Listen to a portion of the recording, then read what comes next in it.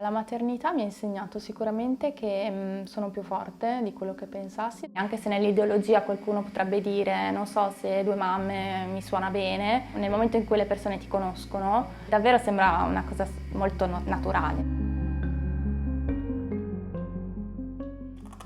Yay! Adesso questo. Sono Martina, sono mamma di Zeno assieme a Sara che è mia moglie. Avendo portato io la gravidanza si dà per scontato che Zeno abbia il mio patrimonio genetico.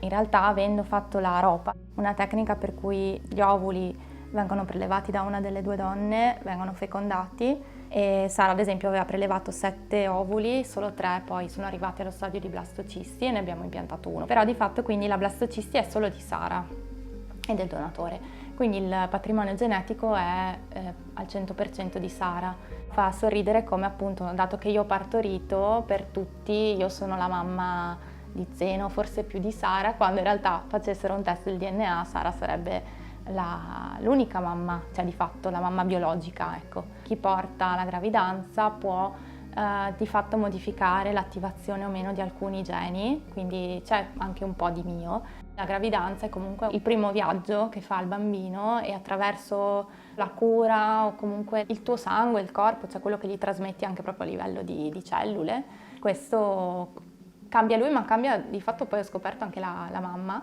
perché comunque le cellule del feto rimangono nel corpo della madre per tutta la vita.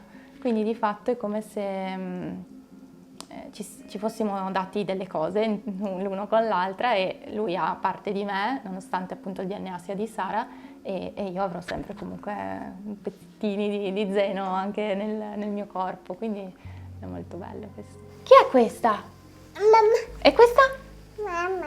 Ci siamo fatte tutte le domande che di fatto penso chiunque si fa quando vuole avere un bambino, ma nel nostro caso c'era anche il come verrà giudicato, chissà se soffre, se non soffre, quindi c'è stata una fase iniziale di ricerca sia di come si fa dal punto di vista pratico, ma soprattutto di esperienze simili alla nostra.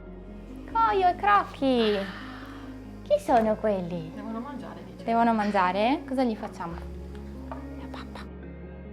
Noi ci siamo informate prima di tutto da internet, quindi abbiamo cercato appunto testimonianze. Noi abbiamo chiesto a queste coppie come le persone più vicine avessero accolto questa loro famiglia ci hanno raccontato quello che poi abbiamo sperimentato anche noi, cioè nel momento in cui le persone ti conoscono si rompe una barriera, quindi magari anche se nell'ideologia qualcuno potrebbe dire non so se due mamme mi suona bene, poi ci conosce e davvero sembra una cosa molto naturale, no? Abbiamo colto l'occasione di una ginecologa spagnola che si è recata a Bologna a fare una presentazione della clinica e siamo andate, poi è stata la prima clinica a cui ci siamo rivolte per il primo tentativo per avere Zeno. La prima scelta fondamentale è il donatore e la seconda è un po' chi porta la gravidanza, che può, come nel nostro caso, essere una scelta interna alla coppia oppure anche, visti i primi esami medici che fai, quale delle due ha una maggiore probabilità che la gravidanza vada a buon fine. Io ho sempre avuto il desiderio di gravidanza, Sara no,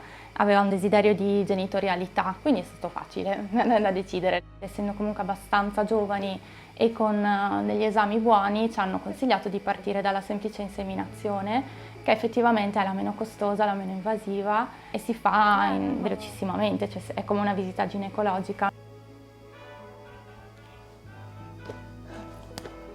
In Spagna noi abbiamo fatto il primo tentativo, che non è andato benissimo. Per arrivare lì comunque abbiamo affrontato diverse difficoltà proprio nel percorso di stimolazione e quindi è stata un'esperienza molto pesante, soprattutto per me. Sono stata sottoposta a una stimolazione molto faticosa dal punto di vista psicologico perché in Italia una coppia omogenitoriale potenziale, diciamo, non può avere il piano terapeutico e quindi tutti i farmaci che ti servono sono a pagamento e oltre a quello, quindi un fattore economico, c'è anche proprio una sorta di canale differenziato per accedere ai farmaci. Abbiamo conosciuto una ginecologa di Barcellona, ci ha fatto un'impressione stupenda da subito e quindi a quel punto c'è stata un po' la proposta anche da parte proprio della ginecologa, così risentire la nostra storia, di fare a metà in un certo senso e quindi la Sara ha fatto la stimolazione e il pick-up degli ovuli.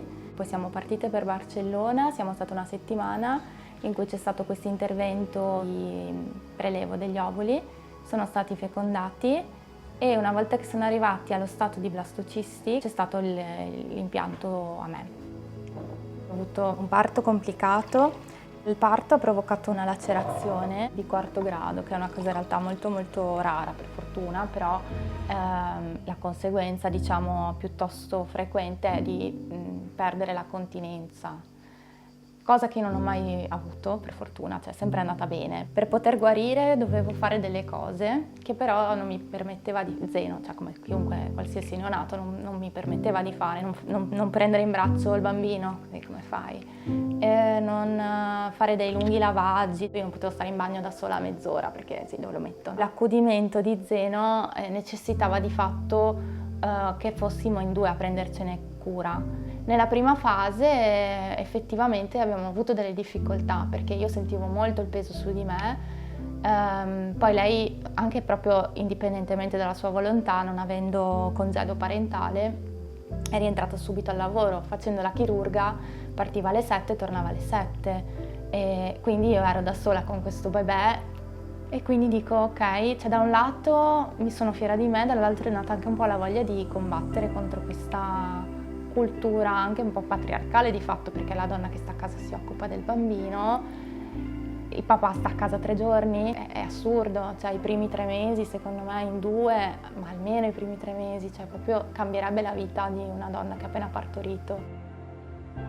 Credo di aver sperimentato su di me tutta la sfera emotiva possibile e penso che quella fosse gran parte dovuta dagli ormoni, dall'allattamento e dalla totale perdita del mio corpo. E mi faceva sorridere quando parlavo con le mie colleghe, io lavoro in un centro antiviolenza e mi hanno sempre detto ma tu siete 2 donne, sarà tutto facile. In realtà si rideva del fatto che ad esempio Sara non lo sentiva piangere, cioè proprio classico papà, no? Probabilmente lei è diventata mamma nel tempo, quello che si dice dei papà, no? Che quando nasce il bambino iniziano a diventare papà. E nella mia esperienza invece è iniziato molto prima, con la gravidanza, eccetera. Forse anche la solitudine, no? Di dover essere comunque tanto tempo da sola perché Sara lavorava. Da un lato mi ha permesso davvero di creare un legame fortissimo con Zeno, perché comunque abbiamo vissuto in simbiosi di fatto per 1 anno.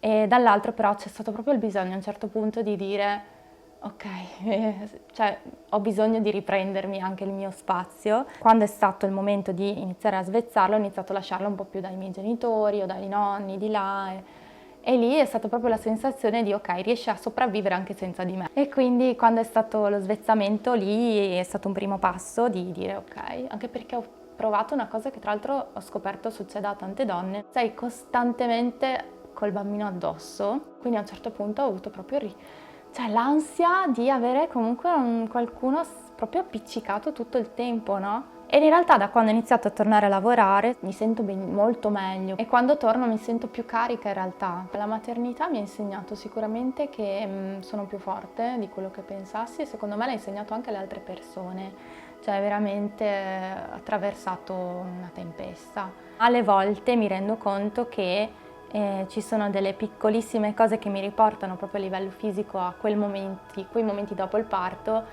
e mi rendo conto di quanto comunque dovrò lavorarci forse per sempre.